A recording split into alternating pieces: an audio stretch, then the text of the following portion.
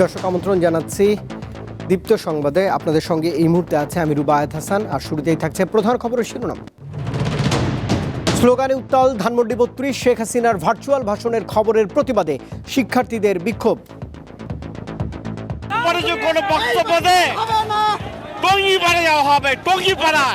সবাই সাধারণ মানুষ, দলমত নির্বিশেষে সবাই এসে যখন তাদের ক্ষোভ প্রকাশ করা শুরু করছে তখন আর কেউ থেমে থাকে নাই। কিছু মানুষ সংস্কারের কথা বলে নির্বাচনকে দীর্ঘায়িত করছে, ষড়যন্ত্র নিয়ে সতর্ক করলেন তারেক রহমান। প্রধান উপদেষ্টার কাছে আরও 2 সংস্কার কমিশনের প্রতিবেদন, দেশকে 4 প্রদেশে ভাগ করার সুপারিশ।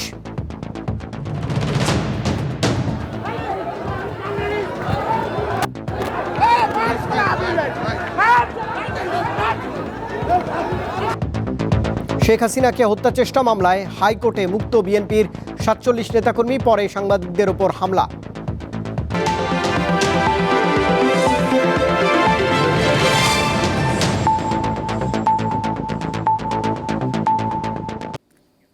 দর্শক, এবারে পুরো আয়োজন। রাজধানীর ধানমন্ডি 32 নম্বরে শেখ মুজিবুর রহমান স্মৃতি জাদুঘরে গিয়ে বিক্ষোভ ও ভাঙচুর করছে 24-এর বিপ্লবী ছাত্র জনতা। রাত 8টার দিকে এই বিক্ষোভ শুরু হয়। এ সময় বিক্ষোভকারীরা বাড়িটির ঢুকে ভাঙচুর চালিয়েছে।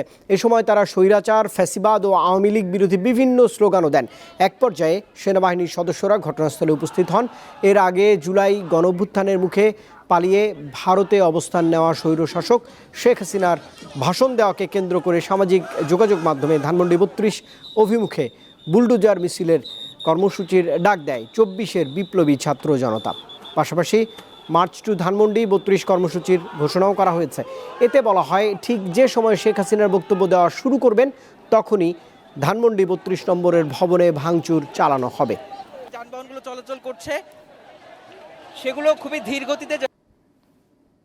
এত বড় হত্যাযজ্ঞ চালিয়েছে, তারপরও কিন্তু তাদের নেতাকর্মী এবং তাদের আওয়ামী লীগের যে প্রধান, তার মধ্যে আমরা কিন্তু সেই রকম কোনো ধরনের অনুশোচনা তো নেই। কোনো বক্তব্য দেয় সবাই সাধারণ মানুষ, দলমত নির্বিশেষে সবাই এসে যখন তাদের ক্ষোভ প্রকাশ করা শুরু করছে তখন আর কেউ থেমে থাকে নাই। দর্শক, ঘটনাস্থলে এই মুহূর্তে রয়েছেন সহকর্মী মেহেদি হাসান। সরাসরি তিনি আমার সঙ্গে যোগ দিয়েছেন। মেহেদি, ধানমন্ডি 32 নম্বরের বর্তমান অবস্থা একটু জানাবেন আমাদের।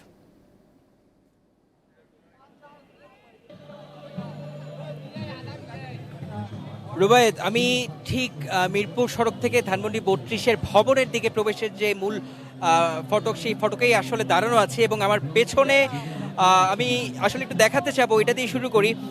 আমার পেছনে কিন্তু দেখতেই পাচ্ছেন এখানে প্রজেক্টর দিয়ে এই জুলাই আগস্টের যে ঘটনাগুলো ঘটেছে সেগুলোর ভিডিও ফুটেজ কিন্তু এখানে দেখানো হচ্ছে এবং এখানে যে বিক্ষুব্ধ ছাত্র জনতা এবং বিভিন্ন শ্রেণী পেশার যে মানুষ এখানে উপস্থিত হয়েছে তারা কিন্তু আসলে দাঁড়িয়ে দেখছেন যে অনেক ভিডিও চিত্র আছে যেগুলো এতদিন বিভিন্ন মিডিয়ায় আসলে ফুটে ওঠেনি, তারা কিন্তু সবগুলো সংগ্রহ করে এখানে দেখাচ্ছে। এবং আপনাকে যদি 32 নম্বরের ভবনটির কথা বলি, শেখ মুজিবুর রহমানের যে ভবনটি, সেই ভবনে কিন্তু ছাত্র জনতা 8টার দিকে দরজা ভেঙে প্রবেশ করে এবং তারপরে আসলে সেখানে ভাঙচুর চালানো হয় এবং যার হাতে লাঠি, হাতুড়ি এবং যে যেটা পেরেছেন সেটা নিয়ে কিন্তু আসলে ভাঙার চেষ্টা করেছেন। এবং এক পর্যায়ে আমরা দেখেছি দরজা এবং বিভিন্ন যে কাঠের বা দাহ্য পদার্থ রয়েছে সেগুলো একত্রিত করে কিন্তু আগুন জ্বালিয়ে দেওয়া হয়েছে। আপনি আমার এই স্ক্রিনে হয়তো দেখতে পাচ্ছেন আগুনের কিছুটা লেলিহান শিখা দেখা যাচ্ছে এবং ছাত্র জনতার উপস্থিতিতে এই 32 নম্বরের যে সড়কটি রয়েছে সেটি কিন্তু পুরোটাই পরিপূর্ণ। এবং এই রুবায়েত, আপনি একটু আগে যে বলছিলেন যে 9টার দিকে শেখ হাসিনার ভাষণ দেওয়ার কথা ছিল, সেই ভাষণকে কেন্দ্র করে কিন্তু এই বুলডোজার কর্মসূচি এবং মার্চ টু 32-এর কর্মসূচি ঘোষণা করে।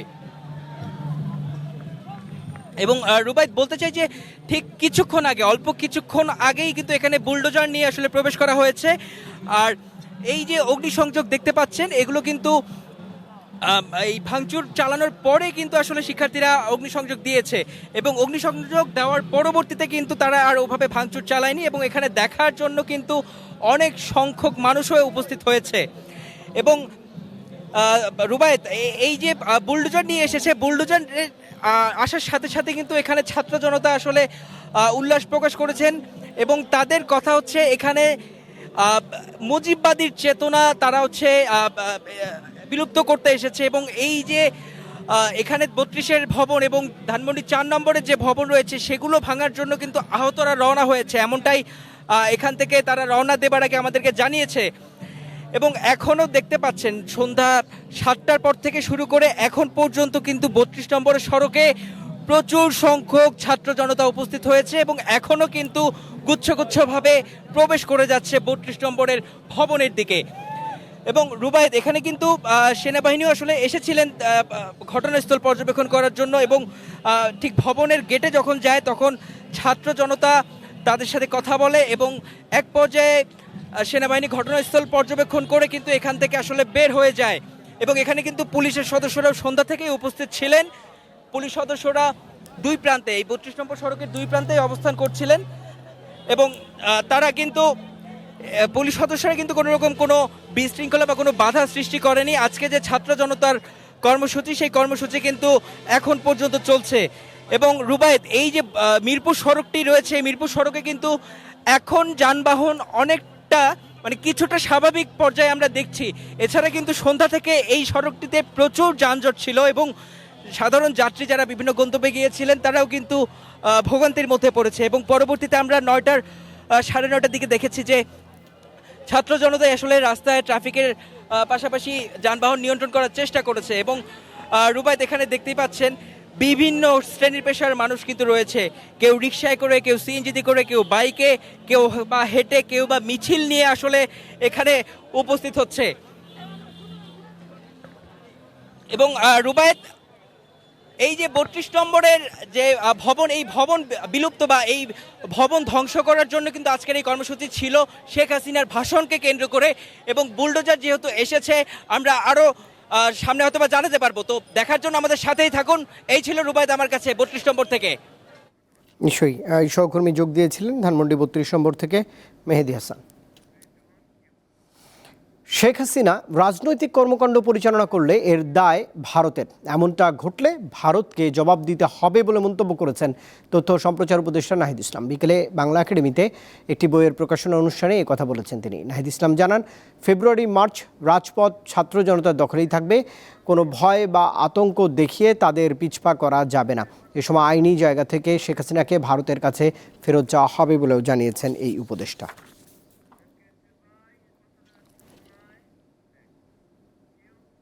দর্শক, খুলনায় বুলডোজার দিয়ে গুড়িয়ে দেওয়া হচ্ছে ছাত্র জনতার অভ্যুত্থানের মুখে দেশ থেকে পালিয়ে যাওয়া সাবেক প্রধানমন্ত্রী শেখ হাসিনার চাচার বাড়ি।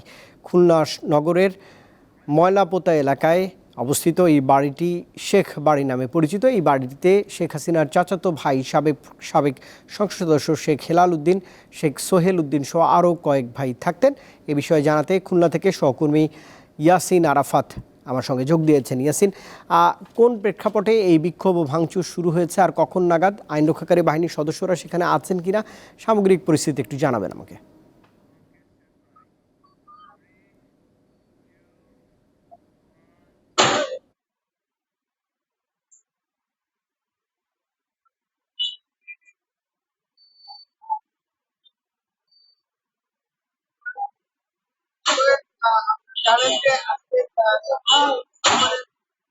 ভাঙচুর হচ্ছে এবং একইভাবে কিন্তু সন্ধ্যা 9টা থেকে খুলনাতেই যে শেখ বাড়ির সাবেক প্রধানমন্ত্রী শেখ হাসিনার চাচা শেখ আবু নাসেরের বাড়ি, এই বাড়ি কিন্তু ভাঙচুর শুরু করেছে ছাত্র জনতা। এবং তারা গতকালকে যে গণ অভ্যুত্থানের পতনের পরে শেখ হাসিনা অনলাইনে যে ভাষণ দিয়েছেন, সেই ভাষণের প্রতিবাদেই কিন্তু তারা এই বাড়ি ভাঙচুর শুরু করেছে। এবং আমরা যে শেরেবাংলা রোডের যে দ্বিতল বাড়িটি, সেই বাড়িটির সামনে এই মুহূর্তে কিন্তু বুলডোজার দিয়ে ভাঙা চলছে।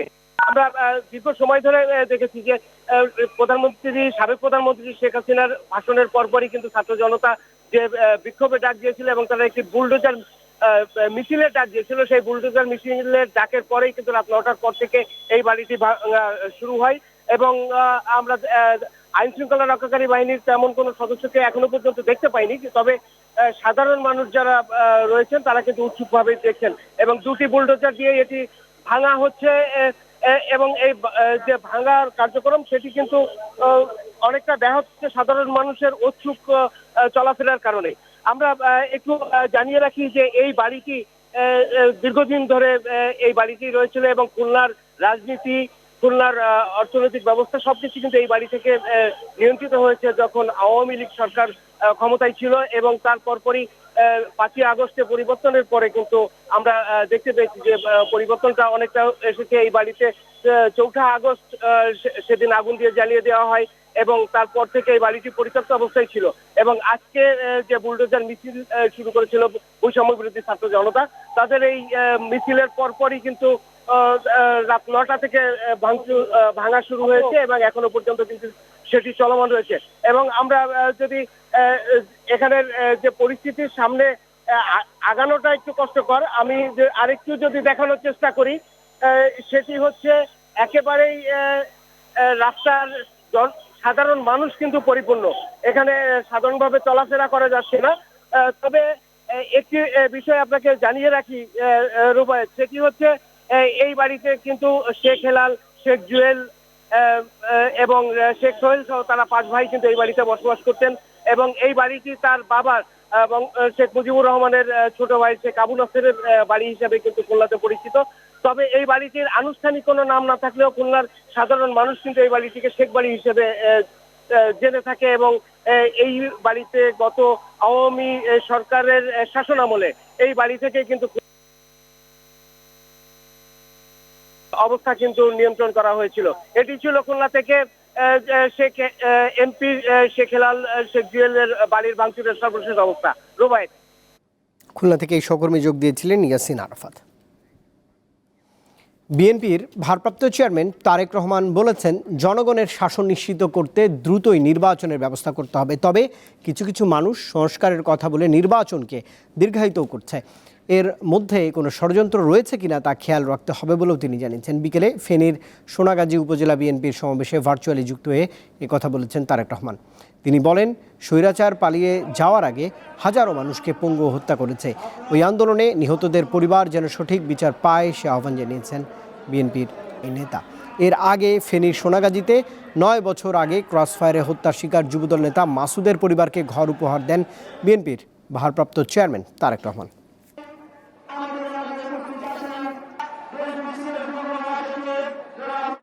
আজ আমাদেরকে দেখতে হবে সংস্কার করে এটি কি কোনো ষড়যন্ত্র কিনা। যদি সংস্কার করে এই বিষয়টিকে যদি দীর্ঘায়িত করা হয় তাহলে দেশের সমস্যা বাড়বে এবং যতদিন পর্যন্ত সেই গণতন্ত্র প্রতিষ্ঠিত না হবে ততদিন পর্যন্ত আমাদের আন্দোলন অব্যাহত থাকবে। বিএনপির স্থায়ী কমিটির সদস্য সালাউদ্দিন আহমদ অভিযোগ করেছেন, অন্তর্বর্তী সরকারের উপদেষ্টা পরিষদে শেখ হাসিনার দোসররা রয়েছেন। বিএনপির পক্ষ থেকেও বলার পরও তাদের বাদ দেওয়া হয়নি। এভাবে প্রশাসন থেকে সর্বত্র গুরুত্বপূর্ণ জায়গায় ফ্যাসিবাদের দোসররা বসে রয়েছে। বুধবার জাতীয় প্রেস ক্লাবে এক আলোচনা সভায় তিনি এই অভিযোগ করেন। সালাউদ্দিন আহমদ বলেন, জুলাই ঘোষণাপত্র তৈরি করেছে বিএনপি। ছাত্রদের ঘোষণাপত্রের সঙ্গে সমন্বয় করে কিভাবে রাজনৈতিক দলিল হিসেবে সাংবিধানিক ভিত্তি দেয়া যায় তা নিয়ে চিন্তাভাবনা চলছে। এ নিয়ে তাড়াহুড়ো না করার আহ্বান জানিয়েছেন তিনি।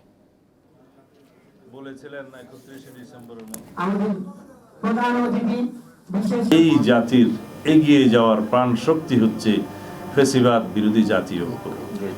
এই জাতীয় ঐক্যকে কোনোভাবেই বিনষ্ট করা যাবে না। কোনো রকমের কোনো ইস্যু সৃষ্টি করে এই জাতীয় ঐক্যে যদি আমরা কেউ ফাটল সৃষ্টি করি সেটা জাতির জন্য ভয়ানক বিপদ হবে। ফ্যাসিবাদের উত্থান যাতে কোনোদিন আর না হয় সেজন্য ফ্যাসিবাদ বিরোধী গড়ে ওঠা এই জাতীয় ঐক্যকে আমরা রাজনৈতিক সংস্কৃতি হিসেবে চর্চা করতেই থাকতে হবে। দেশকে 4টি প্রদেশে ভাগ এবং মন্ত্রণালয় অধিদপ্তরের সংখ্যা কমিয়ে 25টি করার সুপারিশ করেছে জনপ্রশাসন সংস্কার কমিশন।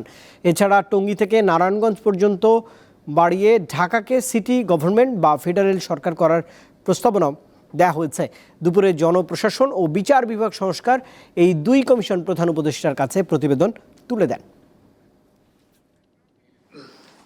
রাষ্ট্র সংস্কারের জন্য অন্তর্বর্তী সরকারের গঠিত 11 কমিশনের মধ্যে আরও 2 কমিশন তাদের সুপারিশ প্রতিবেদন প্রধান উপদেষ্টার কাছে জমা দিল। বুধবার দুপুরে রাষ্ট্রীয় অতিথি ভবন যমুনায় বিচার বিভাগ সংস্কার কমিশনের প্রধান সাবেক বিচারপতি শাহ আবু নাইম মমিনুর রহমান এবং জনপ্রশাসন সংস্কার কমিশনের প্রধান আব্দুল মুঈদ চৌধুরী ডক্টর মোহাম্মদ ইউনূসের হাতে প্রতিবেদন তুলে দেন।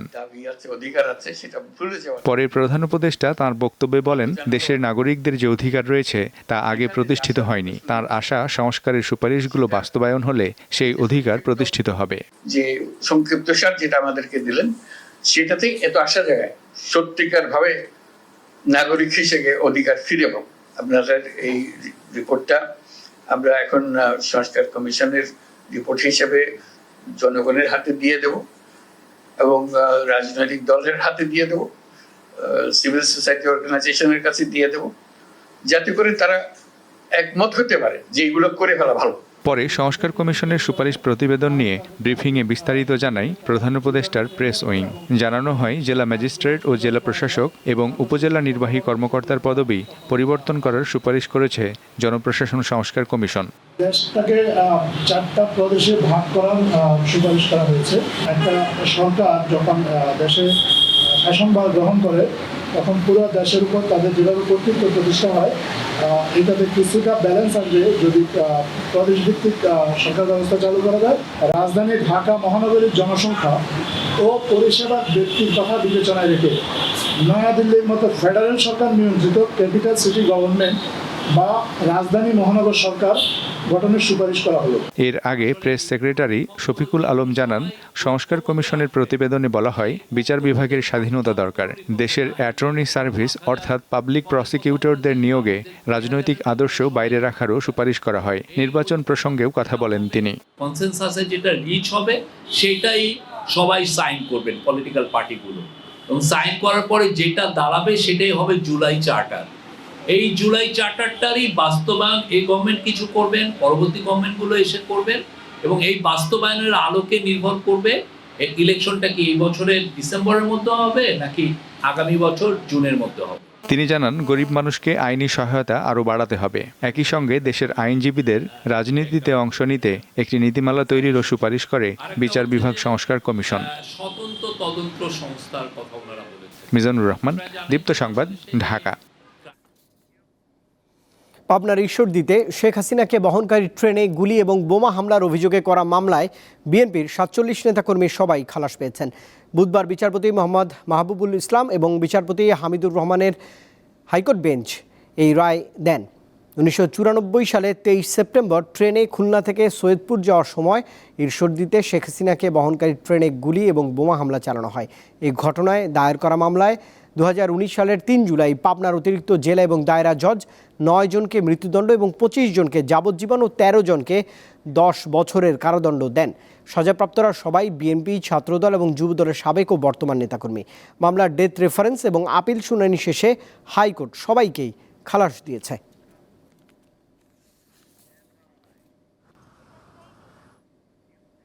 আওয়ামী লীগ সভাপতি শেখ হাসিনাকে হত্যাচেষ্টা মামলার রায়কে কেন্দ্র করে সাংবাদিকদের উপর হামলা চালিয়েছে পাবনা ঈশ্বরদী বিএনপি নেতাকর্মীরা। রায় ঘোষণাকে কেন্দ্র করে পাবনা বিএনপির কেন্দ্র এবং স্থানীয় শত শত নেতাকর্মী হাইকোর্ট প্রাঙ্গণে ভিড় করেন। রায়ের পর আইনজীবীর বক্তব্য নেওয়ার সময় কথা কাটাকাটির এক পর্যায়ে সাংবাদিকদের উপর হামলা চালায় এই নেতাকর্মীরা। বিএনপির চেয়ারপারসনের উপদেষ্টা হাবিবুর রহমান হাবিবের সামনেই এমন ঘটনা ঘটেছে। এতে এটিএন নিউজের সিনিয়র রিপোর্টার জাবেদ আক্তার গুরুতর আহত হন। সাথে আরও কয়েকজন গণমাধ্যম কর্মীও আহত হয়েছেন। অসুস্থ জাবেদ আক্তার হাসপাতালে চিকিৎসাধীন অবস্থায় রয়েছেন। পরে বিএনপির আইন সম্পাদক কায়সার কামাল পরিস্থিতি নিয়ন্ত্রণে আনেন।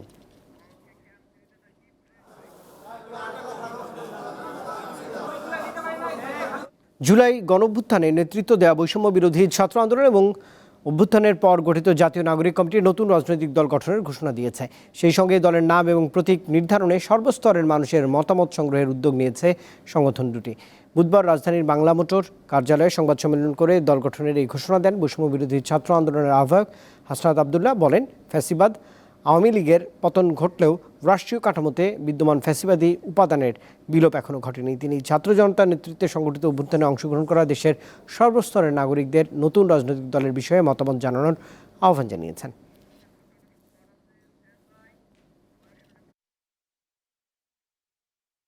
সামাজিক ন্যায় বিচার এবং মানবিক মর্যাদাকে প্রাধান্য রেখে আমাদের যে নতুন রাষ্ট্রকল্প মানুষ চিন্তা করছে এখন, সেটিকে ধারণ করে বাংলাদেশের ফ্যাসিবাদ বিরোধী জনতাকে সাথে নিয়ে আমরা একটি রাজনৈতিক দল গঠনের উদ্যোগ নিয়েছি। আখেরি মোনাজাতের মধ্যে দিয়ে শেষ হলো বিশ্ব ইজতেমার প্রথম পর্বের দ্বিতীয় ধাপ। টঙ্গীর তুরাগ তীরে আয়োজিত এই ইজতেমায় দুপুরে আখেরি মোনাজাত পরিচালনা করেন মাওলানা জুবায়ের আহমেদ। মোনাজাতে বিশ্বের মুসলিমদের জন্য ঐক্য, শান্তি ও কল্যাণ কামনা করা হয়েছে। এর আগে সকাল 9:30টায় হেদায়েতি বয়ান করেন ভারতের মাওলানা আব্দুর রহমান। এ বয়ানের পর নসিহত করেন ভারতের মাওলানা ইব্রাহিম দেওলা। বয়স এবং অসুস্থতাজনিত কারণে এবারের ইজতেমায় 2 ধাপে মোট 7 জন মুসল্লি মারা যান। আগামী 14 ফেব্রুয়ারি থেকে মাওলানা সাদ অনুসারী মুসল্লিদের 3 দিনের বিশ্ব ইজতেমা শুরু হবে, চলবে 16 ফেব্রুয়ারি পর্যন্ত।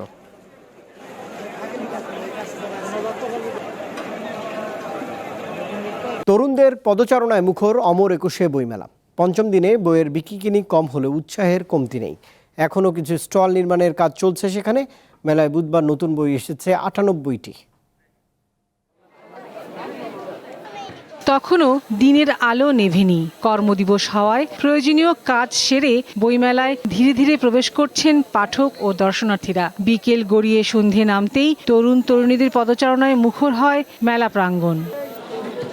অনেকটা আয়েশি ভঙ্গিতে মেলায় পছন্দের বই খুঁজে ফিরছেন পাঠকরা। এর মাঝে পরিবার নিয়েও এসেছেন অনেকেই। আমি আসলে মূলত এসেছিলাম জুলাইয়ের গণ অভ্যুত্থানের যে জুলাইয়ের গল্প ছিল সেটা নিতে, তো তার জন্য আমি বাতিঘরে আসলাম। জুলাই গণ অভ্যুত্থানের উদ্যমকে শক্তি মনে করেই নতুন বাংলাদেশ তৈরিতে এবারের মেলা সাজানো হয়েছে। আগেরবারের চেয়ে ভিন্ন রকম মনে হচ্ছে তরুণদের। এবারের বইগুলো খুবই ভালো, যেসব বইগুলো আসলে পড়ার মতো, কিছু শেখার মতো, কিছু দেখার মতো, সেসব বইগুলোই এবার মেলাতে এসেছে। আমি আমার ম্যাটেরিয়ালিস্টিক নিড পূরণ করার জন্য বাণিজ্য মেলায় যাচ্ছি, আমি পিঠা মেলায় যাচ্ছি, আমি আনন্দ করছি, কিন্তু আমি যখন আমার মনের কাছাকাছি যেতে চাই তখন আমি আসলে বই মেলায় আসি।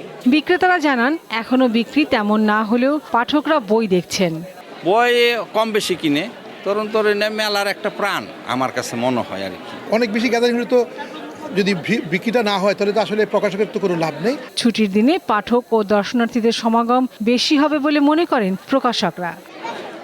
লাবণী গুহ, দীপ্ত সংবাদ, ঢাকা। বাংলাদেশ জাতীয় নারী ফুটবল দলের কোচ খেলোয়াড় দ্বন্দ্ব সহসাই মিটছে না। বিদ্রোহী ফুটবলারদের সঙ্গে কোনো সমঝোতায় যেতে আগ্রহী নন বলে সাফ জানিয়ে দিলেন কোচ পিটার বাটলার। এদিকে হত্যা ও গণধর্ষণের হুমকি পাওয়া মাতসুমিমা সুমাইয়া মতিঝিল থানায় সাধারণ ডায়েরি করেছেন।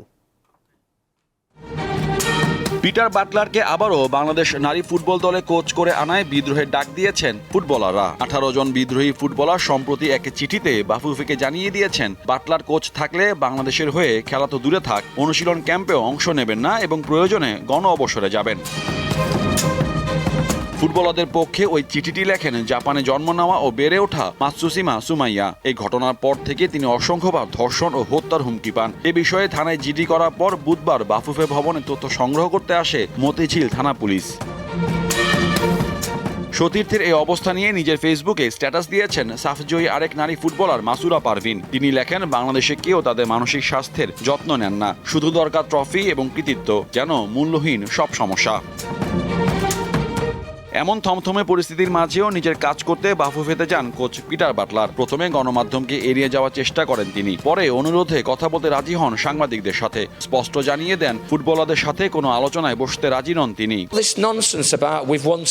আমি আমার বক্তব্য বিশেষ কমিটিকে জানিয়েছি। আমার বিশ্বাস বাফুফে সঠিক সিদ্ধান্ত নেবে। আমার স্পষ্ট কথা, হয় ওরা থাকবে নয়তো আমি। ফুটবলারদের সাথে সমঝোতার কোনো সুযোগ নেই। 2 বার সাব জেতায় এত বড় কিছু হয়ে যায়নি যে তারা যা বলবে তাই মানতে হবে। বাংলাদেশের এই কালচার পরিবর্তন করা উচিত। এর আগে মঙ্গলবার রাতে বাফুফের বিশেষ কমিটির মুখোমুখি হন এ কোচ। মোহাম্মদ হাসিব, দীপ্ত স্পোর্টস, ঢাকা। দর্শকের সঙ্গে শেষ করছি দীপ্ত সংবাদ। তবে শেষ করার আগে প্রধান খবরের শিরোনাম জানাবো আরেকবার। স্লোগানে উত্তাল ধানমন্ডি 32, শেখ হাসিনার ভার্চুয়াল ভাষণের খবরের প্রতিবাদে শিক্ষার্থীদের বিক্ষোভ। কিছু মানুষ সংস্কারের কথা বলে নির্বাচনকে দীর্ঘায়িত করছে, ষড়যন্ত্র নিয়ে সতর্ক করলেন তারেক রহমান। প্রধান উপদেষ্টার কাছে আরও 2 সংস্কার কমিশনের প্রতিবেদন, দেশকে 4 প্রদেশে ভাগ করার সুপারিশ। শেখ হাসিনাকে হত্যা চেষ্টা মামলায় হাইকোর্টে মুক্ত বিএনপির ৪৭ নেতাকর্মী, পরে সাংবাদিকদের উপর হামলা। দর্শক, এই ছিল এখনকার মতো। এতক্ষণ সঙ্গে থাকবার জন্য ধন্যবাদ সবাইকে। আরও তথ্য বিনোদনের জন্য আপনি যুক্ত থাকতে পারেন দীপ্তি টেলিভিশনের ডিজিটাল প্ল্যাটফর্মগুলোতে।